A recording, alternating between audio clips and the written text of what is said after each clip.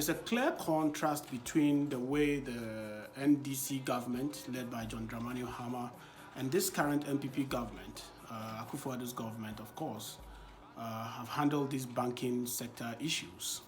It's clear knowledge, public knowledge, that under the Mahama administration, there were interventions by the Bank of Ghana, to help these banks stay in business while customer deposits are protected.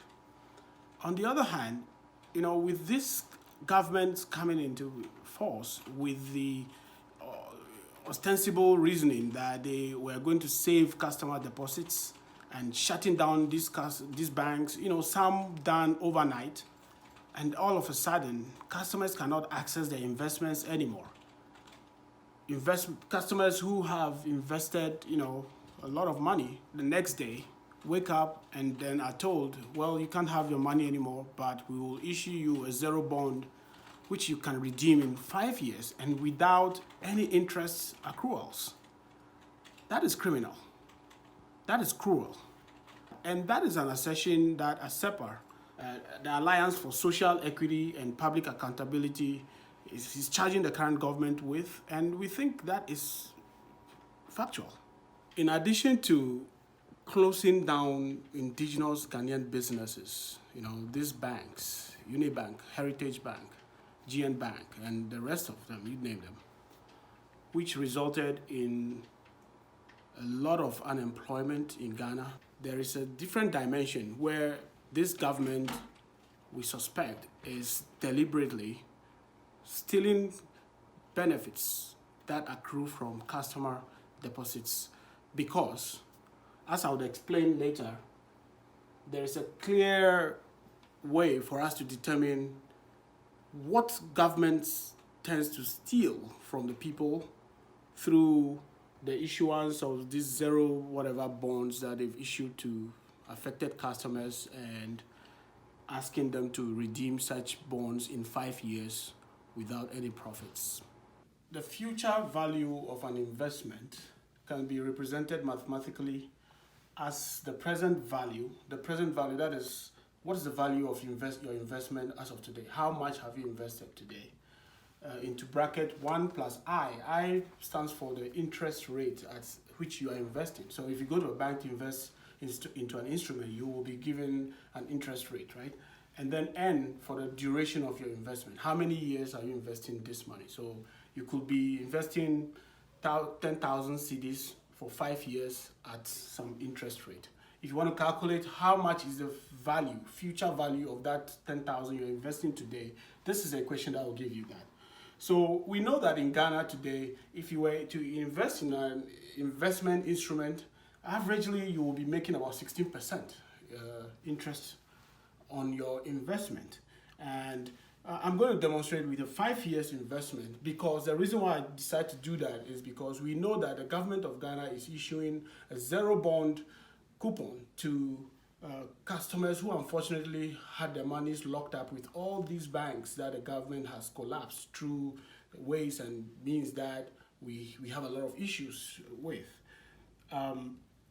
So let's say you have 10,000 cedis, or you had 10,000 cedis with Unibank or any other bank, and you invested that money, and for 5 years, if you plug in 5 years, your money, 10,000 cedis, into that equation, remember, 16% is the average prevailing in investment interest rate. If you plug that in, your future value will give you something like this. You have a 10,000, that's your present value, into bracket 1 plus 0.16. 0.16 is a 16% interest rate, all exponent 5 for 5 years. And if you do this math, you realize that in 5 years, your 10,000 cedis investment will accrue to 21,003 cedis, 42 pesos. What that means in effect is that as a customer, as an investor, in the next 5 years, you would have been losing 11,003 cedis, 42 pesos. So if government decided that we are going to give you a coupon for 10,000 cedis, which no interest accruing to you, and in 5 years, you can go to the government and collect your 10,000 cedis. What it means in effect is that you are losing 11,000 plus to the government. Government is stealing your money, 11,003 cedis, through no fault of yours. You have gone to a bank, invested your 10,000 cedis, and government decided to close down the banks to save you as a customer. And in effect, after 5 years, they are going to hold on to your money. 5 years, they will give you your 10,000 cedis, and you would have lost, in net terms, 11,000 cedis, 11,003 cedis, 42 pesos. That is criminal. So, as a follow-up to the analysis I just showed, the right thing government must do is to pay customers their investments that are locked up right now so they can decide where to use it, what to use it for. Or if government cannot pay now and decides to pay in a number of years, there must be some interest accruing to that for the customers, because definitely the monies are locked up with the banks. Government has access to those funds and maybe using it for some investment. Customers must benefit from that investment as well. As Ghanaians, we need to mature to a point where governments come and go, but Ghanaian indigenous businesses remain and offer employment to the people. Already we know there are no jobs in Ghana. And so the few people like the Kwabena Dufors, like Group Ndum, like the others who work hard and are able to establish such, businesses, highly performing businesses, must be helped, must be supported to stay in business instead of closing them down. It doesn't make sense that every 4 years or every 8 years that we have a new government, then certain businesses have to die and new businesses come up, and then there's a change of government and another set of businesses come up.